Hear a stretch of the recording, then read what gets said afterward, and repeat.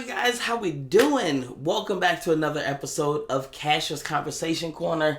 Thank you for joining me here on this little corner of the internet where I'm having a conversation with who's ever willing to drop by my channel. Always leave a comment. That's how I like to have the conversations around here. So today we're gonna be checking out this Piers Morgan's Uncensored. I can't remember this dude's name, but he's an idiot.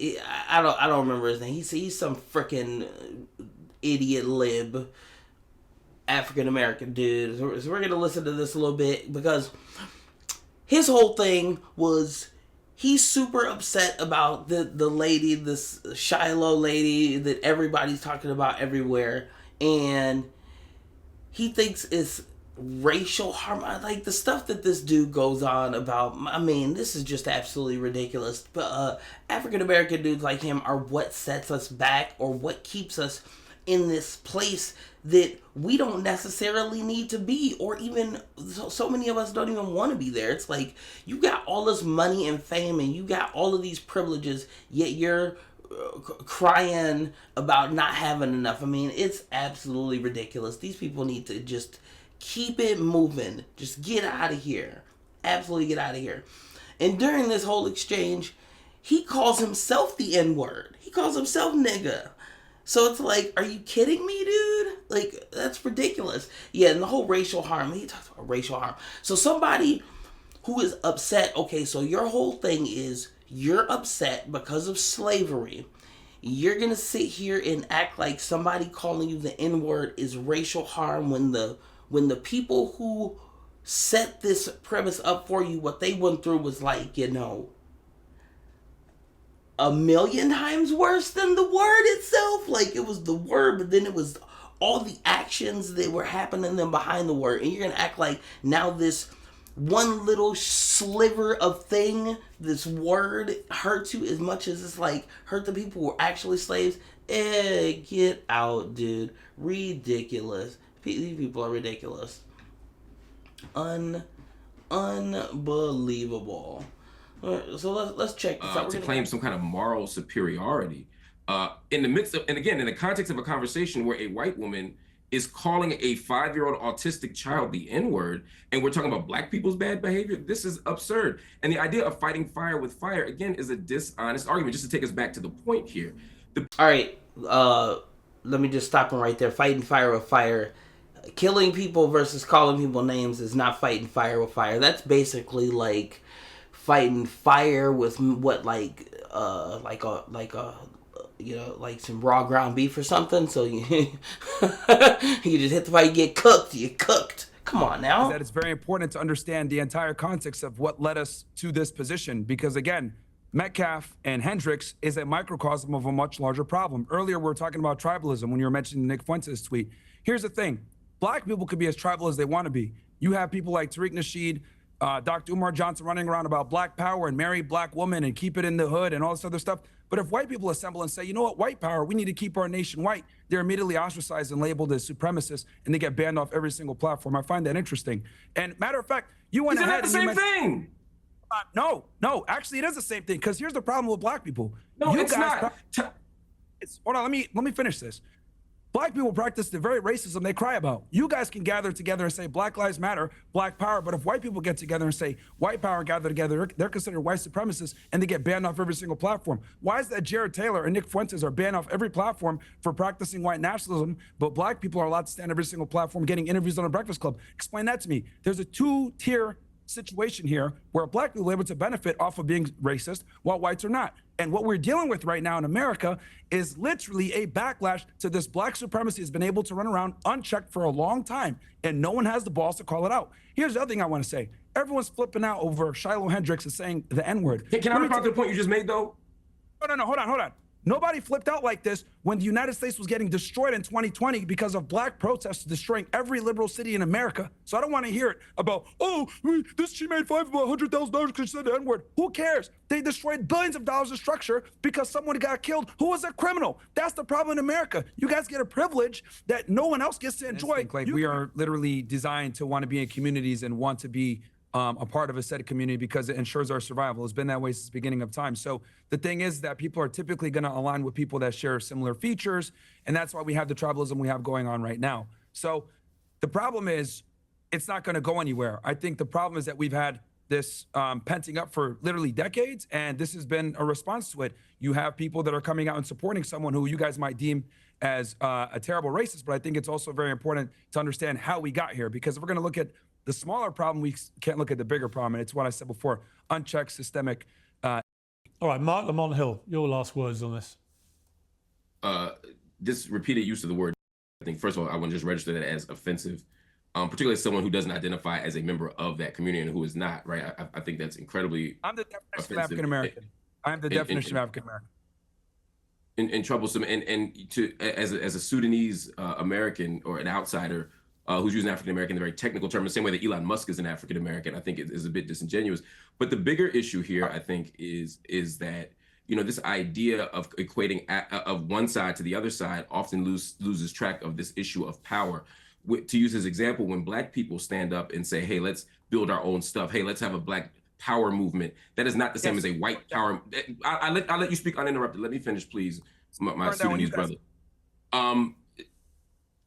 So when a Black person says, "Hey, let's preserve our culture," I have no problem with Italians or Irish people or anyone else saying, "Let's preserve our culture." But when we don't talk about ethnicity, but actual race, and when white people say, "Let's preserve whiteness," it's an exclusionary practice. It's about preserving laws and practices and tactics that do harm to other people. A Black power movement was about opening stores and building businesses. A white power movement was a white power.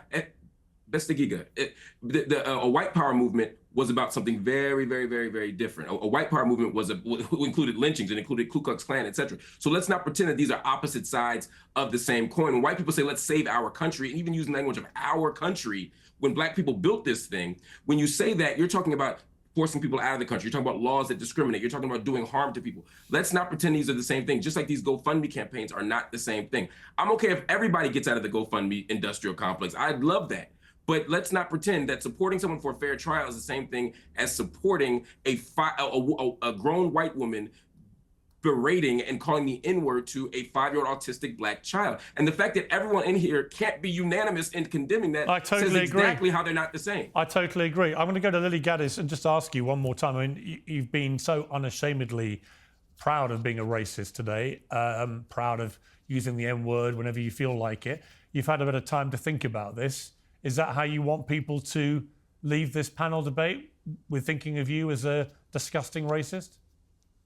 I don't really care what people think about me. As long as you care about what people think about you, you have no power and you lose your country. What I care about is freedom of speech. And if you're not allowed to say the most offensive things in this country, you do not have freedom of speech. I don't care what anybody says. So that's the main crux of this situation. That's what I care about with this situation. It is, we have lived for far too long in a country where you can have your life destroyed. And people say, "Oh, she doesn't need this money." Her life's destroyed, by the way. She'll never be able to get another job. She's got children to have to support.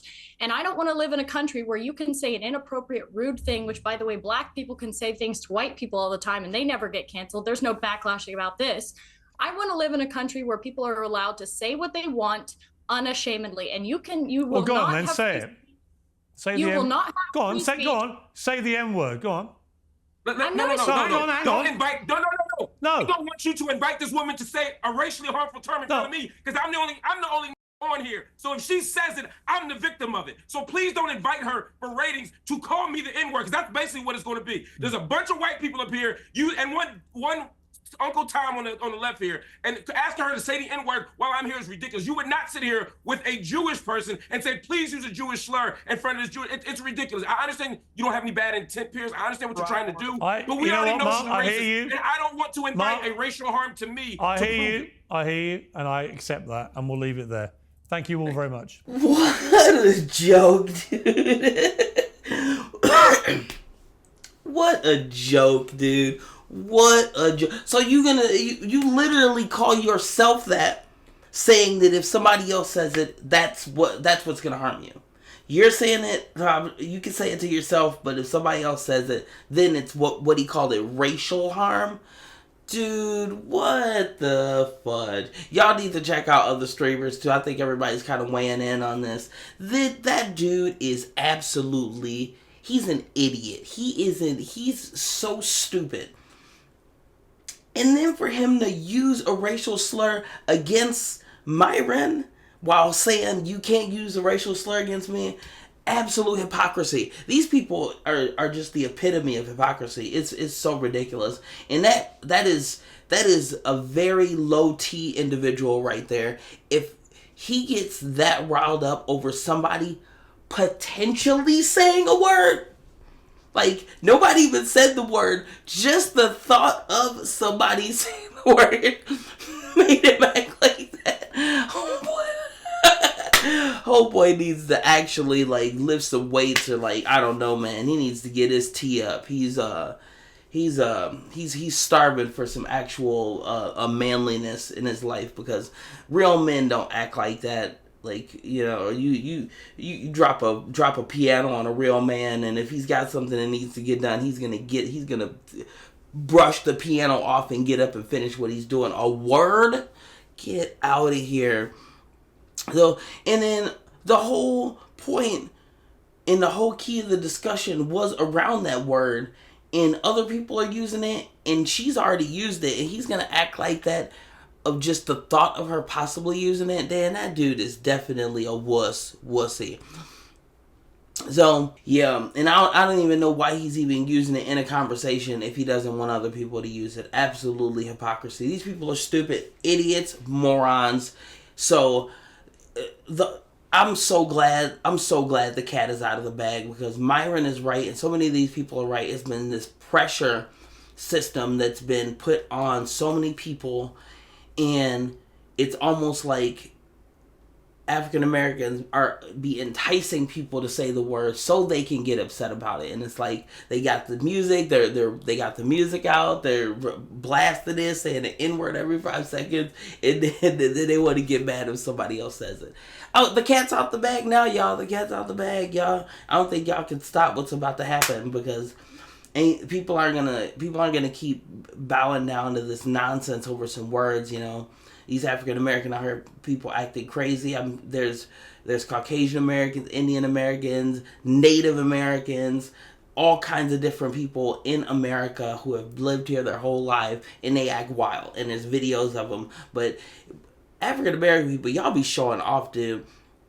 I mean, I remember going to parties when I was growing up, and I would dread going to a party, and I would usually leave early because typically parties would either end in a fight or somebody shooting. I mean, come on, man. Ridiculous. So that's my take on it. If you guys enjoy me here on Cash's Conversation Corner, you know what to do. Keep this conversation going. Like, share, subscribe, all that stuff. Hit the bell for notifications. Keep up with these dudes. I listen to I watch Ground News, or I tune in with Ground News to find out all the little news stories that I need to know, if it's left, if it's right, where it is. And I always keep up with Tim Pool and Steven Crowder and Russell Brand and all those guys on Rumble. They are awesome. Stay up to date with these dudes, and don't forget to throw something into the comments. Let's have a conversation. Thank you for joining me here on Cash's Conversation Corner, and you guys have a good one. Peace out.